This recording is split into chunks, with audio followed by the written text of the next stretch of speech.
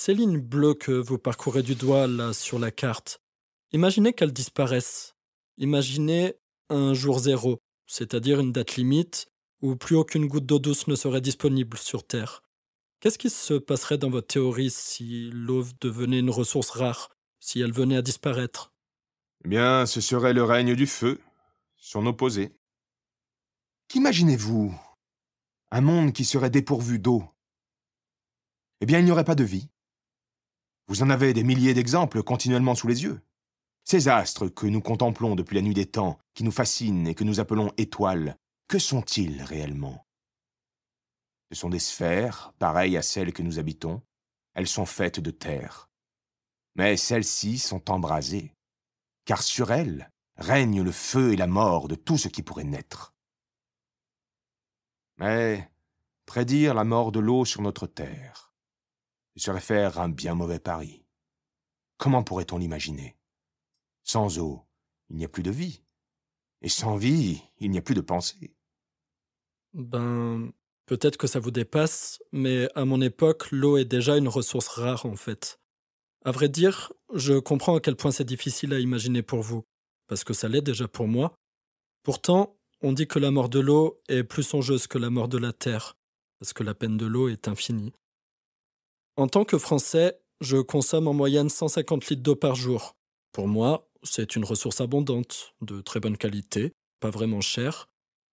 Mais dans le monde, une personne sur trois n'a pas accès à de l'eau potable. 2,2 milliards d'êtres humains, c'est vertigineux. L'accès à cette ressource si précieuse n'est reconnu comme droit fondamental par les Nations Unies que depuis 2010. En 2019, l'Institut des ressources mondiales dévoile un communiqué sur la crise mondiale de l'accès à l'eau potable. Elle juge que ce fléau est largement sous-estimé et ce jour zéro se rapproche de plus en plus dans certaines zones du globe. D'ici 20 ans, on pourrait être jusqu'à 5,7 milliards de personnes vivant dans des zones en pénurie d'eau au moins un mois par an, soit 40% de la population mondiale. Et d'ici 30 ans, 33 pays, dont la France, connaîtront un stress hydrique élevé, c'est-à-dire que leur besoin en eau dépassera largement leurs réserves. Vous voyez, vous comme moi, on n'arrive pas à l'imaginer, mais à mon époque, on assiste bel et bien à la raréfaction de l'eau. Pour moi, cela reste inconcevable. J'entends bien ce que vous dites pourtant, mais je crois que toute chose, même qu'on croit inanimée, possède une âme. Et l'âme est immortelle.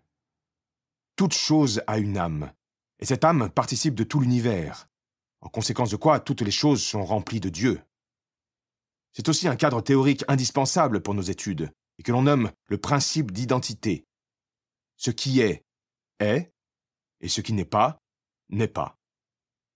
Le vivre et le mourir sont indifférents. L'eau, la terre, l'air et le feu, et les autres membres de ce bâtiment ne sont pas plus les instruments de la vie que les instruments de la mort. Néanmoins, je veux bien admettre que chaque être subit des changements au cours de son existence. Il peut être affecté par des éléments extérieurs, notamment. Mais son être, sa substance, elle, demeure. Même pollué, dégradé ou bien vidé, le Styx reste le Styx. Il y a comme une forme de préservation perpétuelle des choses dans leur être. C'est pourquoi nous pensons que rien ne naît ni ne périt, dans la pensée que cette nature est toujours sauvegardée. Vous pensez vraiment que l'eau possède une âme, immortelle qui plus est? À vrai dire, il y a de nombreuses tribus aborigènes comme les Maoris qui vivent beaucoup plus en harmonie avec la nature que nous ne le faisons en France, et qui pensent aussi que les choses de la nature ont une âme. Et en 2017, le Parlement néo-zélandais reconnaît la rivière Wanganui comme une personne morale, c'est-à-dire qu'elle est désormais considérée comme un être vivant, unique, et qui possède des droits, celui de ne pas être pollué, ne pas être dégradé, ne pas être vidé avant d'avoir pu se repeupler. C'est le premier cours d'eau à se voir accorder un tel statut.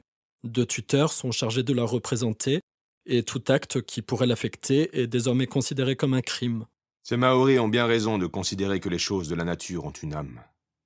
L'homme et la nature ne font qu'un, et j'observe qu'on veut sans cesse les séparer. Imaginez à votre tour qu'un jour nous parvenions à communiquer avec cette eau. Que nous apprendrait-elle alors? Les mers, les océans, puisqu'ils ont créé le monde et qu'ils existent depuis bien avant nous, ils sauront répondre à nos questions. L'eau possède, à mon avis, le souvenir toujours présent de cet océan primordial qui a formé la Terre. Vous êtes-vous déjà demandé pourquoi la mer, bien qu'alimentée par l'eau douce des rivières, est salée? Et les larmes que nous pleurons, ne sont-elles pas salées également? Je vois un esprit divin qui forme chaque chose à partir de l'eau. Et je crois que les mers et les océans sont les larmes des dieux qui ont créé cette douce humanité. Qu'est-ce qui vous dit que ce n'est pas la salive du diable? Parce que, ok, l'eau est vie, l'eau est génératrice, l'eau est merveilleuse en somme, mais l'eau tue aussi. Inondations, raz-de-marée, moussons, coulées de boue, 90% des catastrophes naturelles de la dernière décennie sont liées à l'eau. Et si on réfléchit bien, quasiment toutes les époques de l'histoire ont imaginé et spéculé que la fin de l'humanité se passerait dans un grand déluge. Je vous ai dit qu'on reconnaît désormais des droits à la rivière Wanganui en Nouvelle-Zélande. 5 jours après cette avancée remarquable, l'État himalayen de l'Uttarakhand décrète aussi que le Gange et la Yamuna sont des entités vivantes. Mais la décision sera finalement annulée parce qu'ils considèrent que ces fleuves, s'ils ont des droits, ils devraient aussi avoir des devoirs. Et les 2 tuteurs désignés ont refusé de se porter garant des caprices potentiels de ces fleuves. Imaginez que quelqu'un se noie, serait-il tenu pour responsable? Et comme pour leur donner raison, il y a quelques semaines, la rupture d'une partie d'un glacier de l'Himalaya a provoqué des inondations spectaculaires dans le nord de l'Inde. Dans cette région, ils sont malheureusement habitués aux glissements de terrain et aux coulées de boue. Mais là, je ne vous parle pas d'un petit glacier qui s'effondre.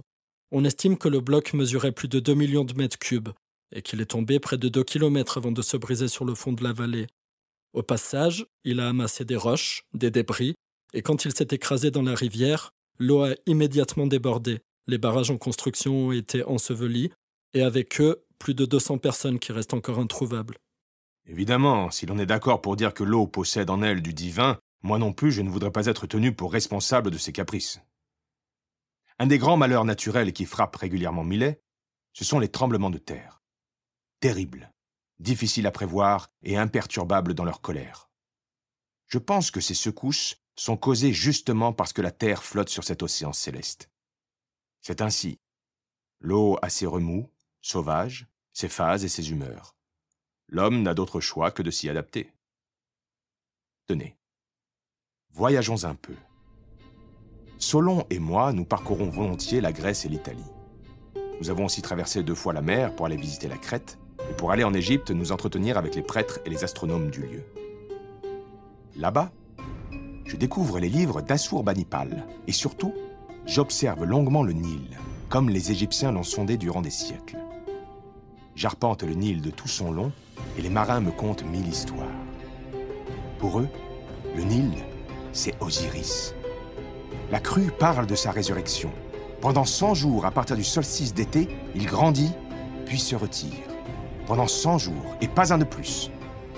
La chose est merveilleuse, en effet. 100 jours, toujours. On m'explique qu'il suit un cycle. Ce fleuve-océan inspire et expire ses eaux.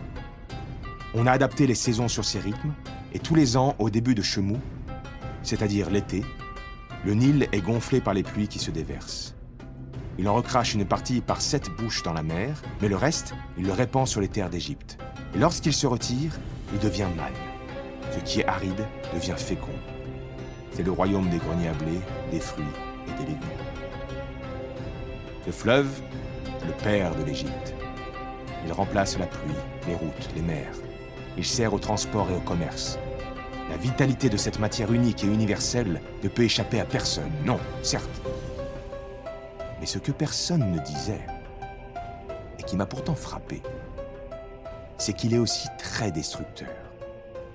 Non seulement il dévaste les champs, les cultures et les habitations, mais il provoque aussi de nombreuses maladies pour le peuple habitant ces bords.